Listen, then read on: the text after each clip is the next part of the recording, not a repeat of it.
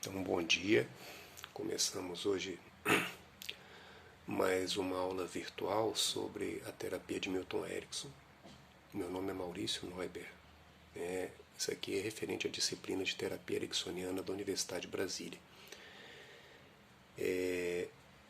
E um dos casos mais talvez mais impressionantes do Milton Erickson é de um rapaz que morava próximo a ele, num carro abandonado, um sem teto, uma pessoa que comia do lixo, que vivia de uma mendicância, eventualmente algum furto, uma vida bastante promíscua, né?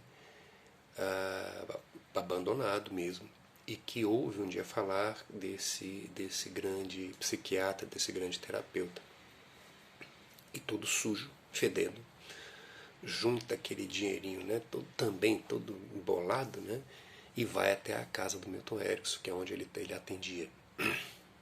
E quando entra, tá lá aquele senhorzinho sentadinho, respeitável, né, ele olha para o homem e diz assim, para o terapeuta, e diz assim, eu queria pedir uma ajuda terapêutica. E ali ele se sente muito mal, né? Talvez não se considerando digno de estar ali, e já fala, me perdoe por tomar o seu tempo, e solta aquele dinheirinho sujo, né, com tudo embolado em cima da mesa, e para sair. E antes dele pegar na maçaneta para abrir a porta e ir embora, Milton Erickson fala de uma maneira muito dura com ele, por favor, fica aí. Você vê até aqui, agora a gente vai conversar. Né? É uma maneira meio autoritária até. E a partir dali começa um trabalho terapêutico extremamente importante para essa pessoa, esse rapaz, que com o tempo dá uma grande reviravolta em sua vida. Então, de um sujeito que vivia de uma maneira miserável mesmo na rua, tão degradante, né? E ele se transforma num homem refinado, advogado, uma pessoa que aprende uma nova inserção na sua vida, estudado, né? Desenvolve uma nova maneira de se inserir na vida social e diante de si mesmo. Então, quando a gente vê um caso desse, principalmente por conta do aspecto autoritário que Milton Erickson aborda em algumas das suas terapias, muita gente pode questionar por que considerá-la como humanismo.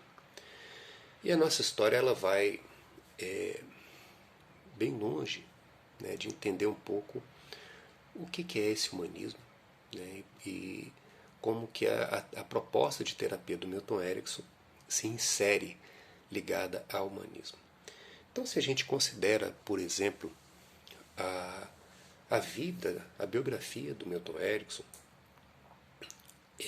ela ajuda a entender muita coisa, né? Ele era uma pessoa que veio da zona rural, né? Foi criado numa fazenda, nasceu, a bem dizer, numa fazenda, né? Os pais eram pequenos fazendeiros, e ele não teve essa formação teórica, de livro, de música erudita, de filosofia formal, como grande parte dos terapeutas conhecidos, né, desses terapeutas famosos aí que a gente conhece, como Jung, Frankl, Freud, né, gente muito culta, né, ele não teve isso. Ele vai estudar mais adiante, né, e faz muito bem a sua faculdade de medicina. Era assim uma pessoa culta, mas na sua formação não foi o tom, né? E aí essa característica dele de muita simplicidade, né, de se preocupar com problemas muito práticos do dia a dia, vai estar bastante presente, né, na sua vida como na sua obra. Né? De um certo modo, a obra repete várias coisas da sua biografia. Ao mesmo tempo, Milton Erickson era uma pessoa muito desapegada. Ele nunca foi uma pessoa que tivesse ambição em se tornar rico, né? Em ganhar muito dinheiro com aquilo que ele fazia. Tanto que ele podia atender uma pessoa como esse rapaz que eu citei, que era um sem-teto, mendigava na rua, como podia atender um grande industrial, um figurão importante, né, rico. E embora ele entendesse que desse rapaz ele não poderia cobrar praticamente nada, né, às vezes pagando com a moeda do coração, às vezes não, sempre pagando com a moeda do coração, desse outro mais rico ele poderia cobrar um preço justo, que essa pessoa não teria problema em pagar. Mas ambos, como eu falei ainda há pouco, pagando com o coração, para ter uma vinculação forte. Então é muito impressionante, porque com todo o conhecimento que ele teve, ele nunca correu atrás de status. Né? Segundo as pessoas que conheceram, ele não fazia essa coisa que muita gente faz do marketing pessoal. Né? Claro que ele agradecia o reconhecimento, né? Quando ele ganha a medalha de ouro da Associação de Hipnose Americana, né? Que é um prêmio alto, um prêmio muito importante. Ele ficava agradecido, tudo, mas não era a pessoa que ficava correndo atrás dessas coisas e tudo. O trabalho dele falava e acabava atraindo muita gente. E tanto que a vida dele é uma vida muito modesta. Sua casa era uma casa modesta. 8 filhos, gente, isso aí não é, vamos falar, não é para qualquer um, né? E poder inclusive usar isso, não, tem 8 bocas para alimentar, né? A esposa, inclusive, aquele modelo de casamento mais antigo, né, que não segue a sua carreira como psicóloga para cuidar desses filhos, da casa, etc. Então, assim, tinha vamos dizer assim, muitas demandas em casa, né, financeiras inclusive, mas mesmo assim ele tem uma vida muito simples, muito desapegada, né? E a gente também vê isso no fato dele ter um respeito profundo pela maneira como os alunos dele pensavam. Nunca quis formar uma escola, você tem que me seguir assim, assim, assim. Ele dizia que cada um tinha que desenvolver o seu jeito de trabalhar e tentar entender as pessoas na sua particularidade. Né? E tanto que é uma coisa interessante, a terapia ericksoniana não foi criada por ele. Foram seus discípulos, né? Talvez muito capitaneados pelo Jeffrey Zag, que ainda bem que fez, né? Porque senão talvez nós nem tivéssemos notícia do Milton Erickson. Mas era essa figura extremamente despojada e que tinha uma dedicação gigantesca aos outros, né? Uma dedicação muito grande. E aqui entra também uma coisa interessante, né? É que a sua própria condição de saúde. Você olhar na internet, você vê várias fotos do Milton Erickson em cadeira de rodas, porque nos últimos anos, nos últimos 30 anos de sua vida, ele viveu quase 80, ele estava na cadeira de rodas. Uma possível recidiva de uma pólio, que ele teve um ataque aos 17 anos e ficou paralítico, né? Uma volta a andar com sequelas e com 50, tem novamente um problema. Ainda é um pouco obscuro isso, né? O que pode ter acontecido. Mas o que acontece é que a saúde dele sempre foi muito debilitada. Né? Era uma pessoa, desde criança, daltonismo. Ele demora muito a falar. Era uma criança com dislexia. E ao mesmo tempo, assim, quando tem esse episódio do pólio, tem uma coisa curiosa, porque o médico diz para a mãe dele colocá-lo, né, ali na... Não, perdão. Diz para a mãe dele que dificilmente ele passaria daquela noite, que já estaria condenado à morte, né? E ele fica muito chocado com aquilo e pede para a mãe colocar o sofá voltado para a janela, que ele queria ver o sol nascer. E promete a si mesmo que se ele visse o sol nascer, ele ia demorar muito para morrer. E ali talvez estivesse nascendo o grande médico que ele foi. Né? Então, com essa doença na qual ele fica paralisado e vai trazer sequelas, né, na sua vida, e no final da vida muita dor, ele sentia muitas dores, e tinha também dificuldades respiratórias, é bem possível que a gente veja aqui aquele arquétipo do terapeuta ferido, né, da pessoa que vive grande sofrimento, uma grande vamos falar assim, uma provação muito forte da vida, no caso física, né? E a partir dali desenvolve uma sensibilidade muito grande. Então, às vezes, há pessoas que podem achar que Milton Erickson tivesse algum tipo de clarividência, né? Um dom meio transcendental de olhar para as pessoas e ver detalhes que...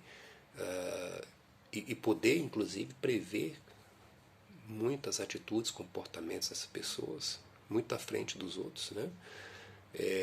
Muitas pessoas podem achar que isso é um poder, um dom, mas isso também tem muito a ver com o treino que ele desenvolveu a partir das suas experiências de dor, de paralisação, de sofrimento, né? E aí é que a gente vê esses elementos confluindo para um tipo de terapia humanista, né? Então, quando a gente fala em terapias, em humanismo, o humanismo não é uma filosofia, né? Digamos que muitas filosofias ou psicologias podem se dizer humanistas, né? E, embora uma grande parte delas venha de um tronco da fenomenologia e do existencialismo europeu, tá? Ao mesmo tempo, se a gente volta aí alguns anos, bem antes do Milton Erickson começar a despontar como um terapeuta, William James tem um texto, né, do começo do século XX, na qual ele vai dizer o pragmatismo é um humanismo, um tipo de humanismo. Exatamente porque ele tenta entender esse sujeito singular, né? Ele questiona essas teorias universais que acabam se tornando bem impessoais, né? Ele questiona muito isso e olha para esse ser humano como um ser de possibilidade, tá? Quando a gente pensa nessa reflexão, ela não é uma reflexão nova, tá? O humanismo vem, esse humanismo da qual a gente fala, que a gente conhece, né? Ele tem antecedentes antigos, né? Principalmente da Renascença, quando começa a existir um antropocentrismo, ou seja, uma valorização do humano no universo, opondo-se a um teocentrismo da igreja, e muito no sentido de se acreditar no homem, né? No ser humano, na sua liberdade, na sua responsabilidade por seus atos, nos seus modos de ser, na sua sexualidade, nos seus direitos, etc. E isso vai influenciar muito do pensamento europeu e posteriormente americano, né? No iluminismo francês, tá? De um certo modo no marxismo, e nas teorias que vão trazer a reflexão sobre os direitos humanos, tá? Do pós-guerra, a famosa Declaração Universal dos Direitos Humanos, tá? E aí entra uma coisa interessante: quando a gente fala em humanismo, a gente pensa na psicologia, na psicoterapia, de cara a gente pensa no Carl Rogers, que teve lá uma certa troca com o Milton Erickson, né? Foram contemporâneos. O Carl Rogers é considerado por alguns a figura boazinha, né? O homem bonzinho da psicologia, o bom moço, né, da psicologia, que acreditava profundamente no ser humano, tinha uma empatia gigantesca pelas pessoas e era um excepcional terapeuta, né? E isso contrasta muito, até de uma aparente passividade que ele possuía, né? Por isso que as pessoas vão falar das terapias não diretivas. Isso contrasta muito com a postura, como eu falava aqui no começo, do Milton Erickson,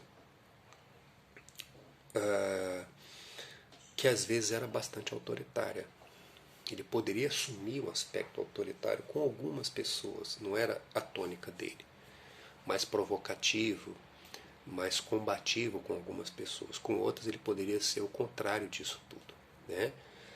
E o que a gente vai levantar é porque é o seguinte: o Milton Erickson, onde está essa raiz humanista que é tão forte no pragmatismo dele, né?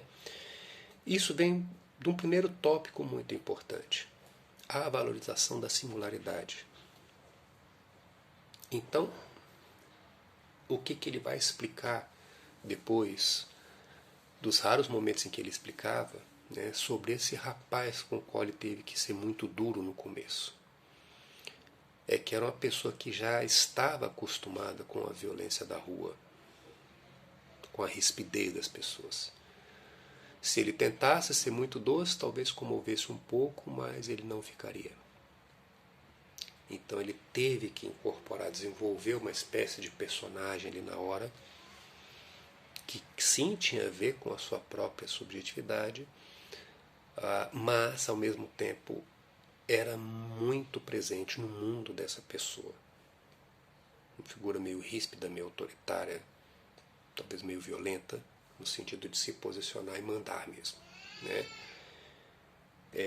Esse é um ponto importante, porque é uma necessidade que ele percebeu daquele sujeito, em poucos minutos de conversa, né? E aí é que você vê uma tentativa de uma contemplação de características muito pessoais, muito particulares daquela pessoa. Tá? Esse aspecto do singular está ali presente. Outro ponto importante diz respeito à própria questão da consciência, porque os movimentos humanistas geralmente valorizam a consciência. Tá? Ser consciente de e, portanto, poder decidir bem. O Milton Erickson já vai dizer que talvez 70% da nossa mente ou mais já venham construídos no nosso inconsciente, o que é corroborado por algumas teorias contemporâneas em neurociência, né? Para as quais, quando você já vai decidir uma coisa, a decisão já foi tomada antes, né, no nível consciente. Mas, ao mesmo tempo, isso não nos faz uma espécie de joguete de uma máquina escondida na nossa mente. Não, esse é o nosso ser, né? E esse inconsciente é você também. Então, ele procura criar as condições para que a potencialidade tão grande desses complexos sistemas estejam disponíveis à pessoa e a pessoa possa retomar a sua vida, né? Porque talvez seja um certo consenso nós falarmos que as pessoas buscam terapia quando elas não só estão em sofrimento, mas estão muito paralisadas na sua autonomia, né, para lidar com aquelas questões. Então, não é dizer, como se pode sugerir, que o Milton Erickson era uma pessoa ingênua, né, e pregava um otimismo ingênuo, né, de que como se o inconsciente fosse um grande parque de diversões, contrapondo-se ao inconsciente freudiano, que era infernal, né? Não é isso.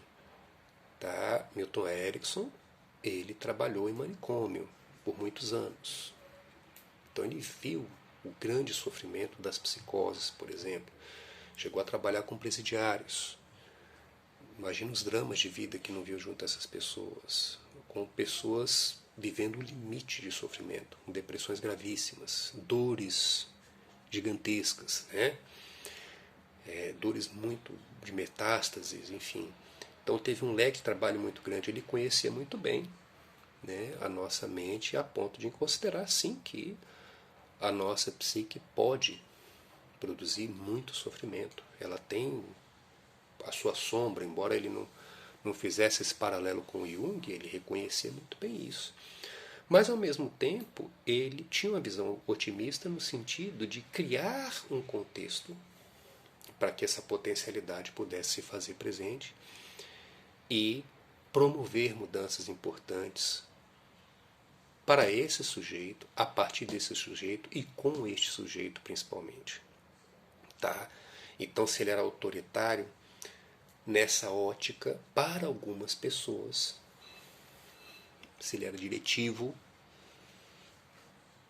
isso não interferia no sentido de podar a autonomia das pessoas, pelo contrário. E daí vem algumas dos paradoxos, né, da hipnose, que é o controle que liberta ou o sono que desperta, né?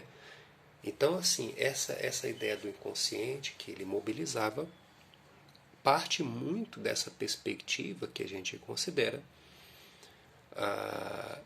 de que toda teoria ela é hipnogênica.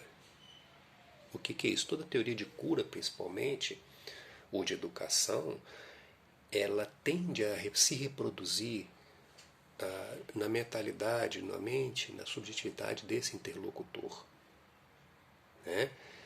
E esse é o princípio básico da hipnose que está presente nas relações humanas de um modo geral e particularmente nas práticas terapêuticas, tá? E aí é que se ele conseguia trazer isso com a sua pessoa, com a sua expertise, né? Isso é o modo de ser. E a pessoa, de um certo modo, se apropriava disso e criava o seu próprio. Aí nós tínhamos ali um processo terapêutico feito. E vale notar muito aqui uma coisa importante, né, quando a gente fala desse terapeuta que tem encontro com o terapeuta ferido, aquela coisa arquetípica que se fala, né, é que ele, quando ainda garoto, ele disse que um professor dele o chamou para conversar e falou assim: você vai ser um sucesso, já na residência de psiquiatria. Aí ele: por quê? Porque em função da sua condição de saúde, ou seja, ele já trazia, né, as sequelas, andava com um bengala, um andadorzinho, e mais tarde na cadeira de rodas. Em função da sua condição física, os homens não vão ver você como um rival e as mulheres vão ter compaixão por você, né? E ele, além de tudo, era muito competente. Então aquela figura que encarnava alguém que sofreu, mas que tinha uma bondade muito grande, muita competência, já era em si um grande signo hipnótico, né? A presença dele já impactava muito. Você imagina um cara entrando com a cadeira de rodas, mas quando abria a boca, mexia muito as pessoas que estavam ali. Ainda mais com a fama que ele foi adquirindo. Mesmo que não fizesse esse marketing pessoal, né? Que tem gente até que tem coaches para fazer isso, né? Tudo hoje em dia. O trabalho dele falava muito por si também, né? E isso traz um impacto importante, até porque aí você tem um homem muito simples, muito correto, muito ético, uma pessoa que tem ganância de coisas,